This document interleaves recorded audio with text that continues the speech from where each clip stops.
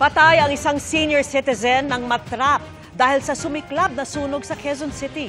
Sugatan naman ang isa pa dahil sa mga paso sa balat. Nakatutok si Mark Salazar.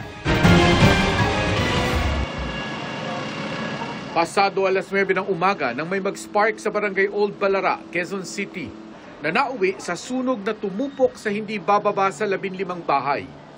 May nadamay pa sa katabing Pook Dagohoy na sakop ng barangay UP Campus sa loob ng UP Diliman.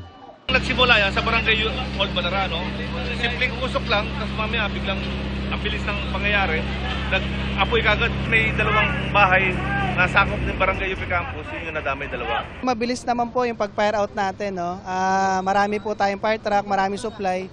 Nagkataon lang sir na traffic, siksikan yung mga fire truck natin. Opo. Pero hindi naman po tayo gano'n na nahirapan po.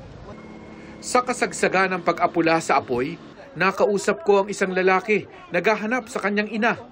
Pagdating ko rito, nasalubong ko po yung pamangkin ko, sabi niya, "To, si mama bumalik." Nung pagpasok ko po sa loob, wala na, malakas na yung apoy. Wala na akong nagawa eh. Ito na po yung sir, yung po? 69 na po. Nakalabas sa raw yun, marami nakakita, kaya lang bumalik daw po kasi may kukunin daw.